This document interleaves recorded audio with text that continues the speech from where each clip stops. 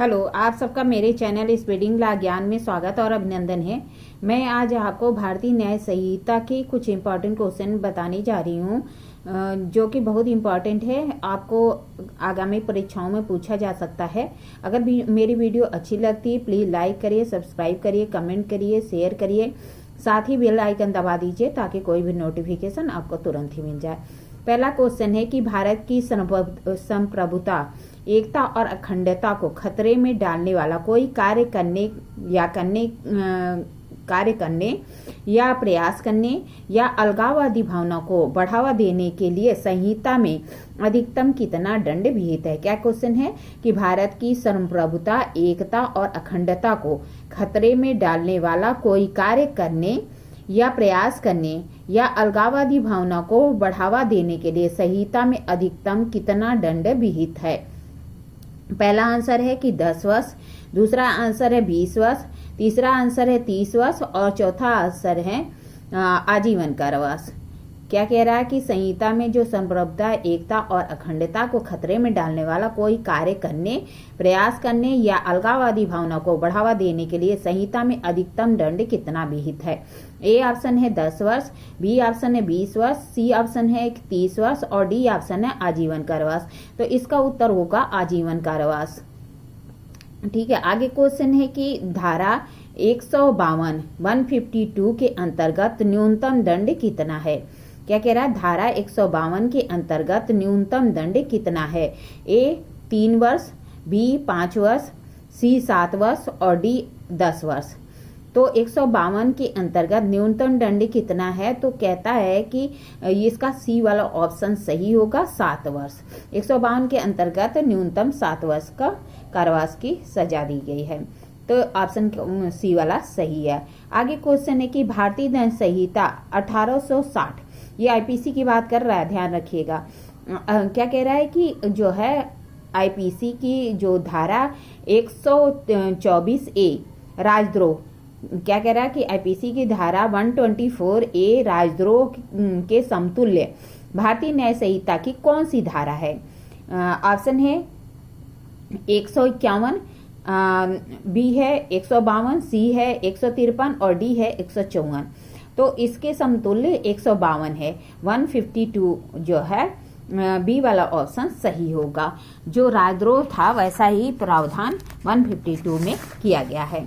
आगे क्वेश्चन है कि भारतीय न्याय संहिता की किस धारा के अंतर्गत संगठित अपराध को परिभाषित किया गया। क्या कह रहा है, भारतीय न्याय संहिता की किस धारा के अंतर्गत संगठित अपराध को परिभाषित किया गया है। ए ऑप्शन है 111, बी ऑप्शन है 112, सी ऑप्शन है 113 और डी ऑप्शन है 114। तो इसका जो है उत्तर होगा 111। भारतीय न्याय संहिता की जो परिभाषा दी गई है संगठित अपराध की, भारतीय न्याय संहिता में संगठित अपराध की परिभाषा 111 में दी गई है। ए वाला ऑप्शन सही है। आगे क्वेश्चन है कि छोटे संगठित अपराध को किस धारा में परिभाषित किया गया है। छोटे संगठित अपराध को किस धारा में परिभाषित किया गया है। ए ऑप्शन है 111, बी ऑप्शन है 112, सी ऑप्शन है 113 और डी ऑप्शन है 115। तो ये जो है छोटे अपराध को 112, बी वाला ऑप्शन सही है, इसी में परिभाषित किया गया है। आगे क्वेश्चन है कि आतंकवादी कृत्य को किस धारा में परिभाषित किया गया। आतंकवादी कृत्य को किस धारा में परिभाषित किया गया। ए ऑप्शन है 111, बी ऑप्शन है 112, सी ऑप्शन है 113 और डी ऑप्शन है 117। तो इसका जो है उत्तर होगा 113। सी वाला ऑप्शन सही है, 113। आतंकवादी कृत्य को 113 में परिभाषित किया गया है। आगे क्वेश्चन है कि संगठित अपराध सिंडिकेट को न्यूनतम कितने व्यक्ति होते हैं। क्या कह रहा है, संगठित अपराध सिंडिकेट में न्यूनतम कितने व्यक्ति होते हैं। ए ऑप्शन है 2 व्यक्ति, बी ऑप्शन है 5 व्यक्ति, सी ऑप्शन है 7 व्यक्ति और डी ऑप्शन है 10 व्यक्ति। तो संगठित अपराध के लिए न्यूनतम 2 व्यक्ति होते। ए वाला ऑप्शन सही है। आगे क्वेश्चन है कि संगठित अपराध के लिए न्यूनतम दंड क्या है।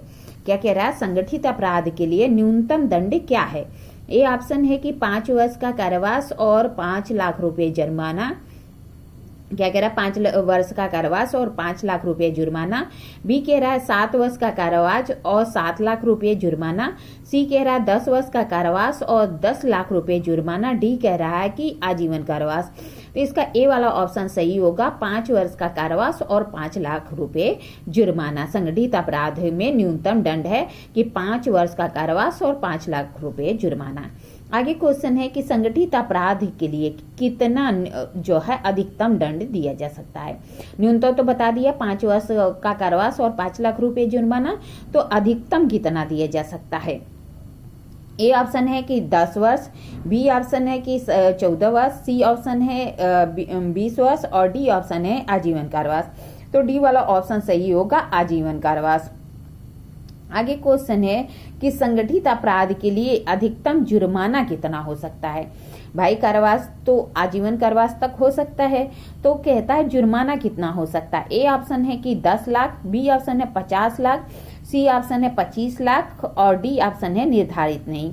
तो इसमें जो असंगठित अपराध है इसमें जुर्माना कितना होगा यह निर्धारित नहीं किया गया है। आजीवन कारावास तक की सजा हो सकती है, लेकिन जो है जुर्माना कितना होगा वह निर्धारित नहीं किया गया है। ठीक है, ऐसे मैंने आपको कुछ इंपॉर्टेंट क्वेश्चन बताया। अगर आपको मेरी वीडियो अच्छी लगती प्लीज लाइक करिए, सब्सक्राइब करिए, कमेंट करिए, शेयर करिए, साथ ही बेल आइकन दबा दीजिए ताकि कोई भी नोटिफिकेशन आपको तुरंत ही मिल जाए। ठीक है, धन्यवाद, थैंक यू।